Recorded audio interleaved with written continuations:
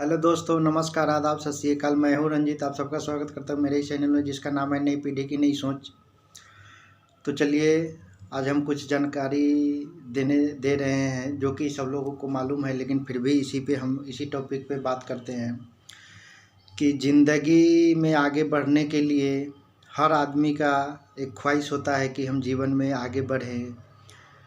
अभी जो जीवन जी रहे हैं उससे अच्छी ज़िंदगी हमारी हो, हमारे पास भी गाड़ी हो, घोड़ा हो, बंगला हो, पैसे हो, सारे सुख सुविधाएं हों। लेकिन आदमी एक एक छोटी सी गलती के कारण अपने मुकाम तक नहीं पहुंच पाता और अपने किस्मत को कोसते रहता है कि मेरी किस्मत ही अच्छी नहीं है, इसलिए मैं जीवन में आगे बढ़ नहीं पाया। मेरे बाबा दादा नहीं आगे बढ़े हुए थे, ज़्यादा उनके पास कुछ धन संपत्ति नहीं था, तो हम लोग को भी नहीं है, इसलिए हम लोग जीवन में आगे नहीं बढ़ रहे हैं। लेकिन ये ज़रूरी नहीं है कि जिसके बाबा दादा धन संपत्ति प्रॉपर्टी अर्ज के रखे हैं उसी के बेटे पोते, उसी के आने वाली पीढ़ी ही आगे बढ़ पाएंगे। लेकिन जो नहीं अर्ज के रखे हैं उनके बच्चे, उनके आने वाली पीढ़ी आगे नहीं बढ़ेंगे। बस छोटी छोटी गलती होने के कारण लोग इस चीज़ पे नहीं कर पाते हैं और अपने आप को कोसते रहते हैं कि मेरी किस्मत अच्छी नहीं है, मेरा लक अच्छा नहीं है। तो ये सब चीज़ सिर्फ कहने और सुनने के लिए है, बाकी ये सब जीवन में कोई मायने नहीं रखता है। बस आगे बढ़ने के लिए जीवन में आपको कोशिश करते रहना होगा और पॉजिटिव थिंकिंग रखना पड़ेगा। हमेशा पॉजिटिव थिंकिंग रखिएगा, तभी जीवन में आगे बढ़ पाइएगा और कुछ कर पाइएगा, तभी जाके आप सफल हो पाइएगा। जो भी आप कार्य करना चाहते हैं, जिस मुकाम पे पहुंचना चाहते हैं उस मुकाम पे पहुंच पाइएगा। तो आपको कहते हैं ना एक शायरी, जो हमें अपनों ने लूटा गैरों में कहाँ दम था, मेरी किश्ती वहीं डूबी जहाँ पे पानी कम था। तो ये शायरी सिर्फ सुनने के लिए है, बाकी इसमें हकीकत कुछ है नहीं। सुन के अच्छा लगता है और लोगों को लगता है कि हाँ ये सही है, तो ऐसा कुछ होता नहीं है कि किश्ती वहीं पे डूबेगी जहाँ पे पानी कम था।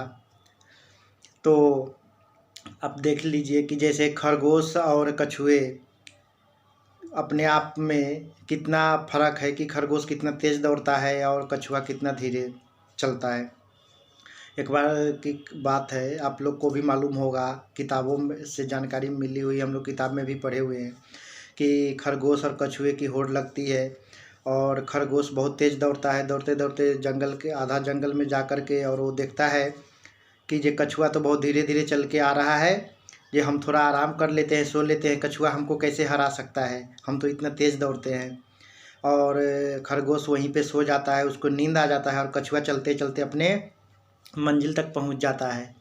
और जब खरगोश सो के उठता है तो देखता है कि ये तो बहुत देरी हो चुका है, और फिर वहाँ पहुँचता है तो देखता है कछुआ अपना मुकाम पर पहुँच चुका है और खरगोश हार जाता है।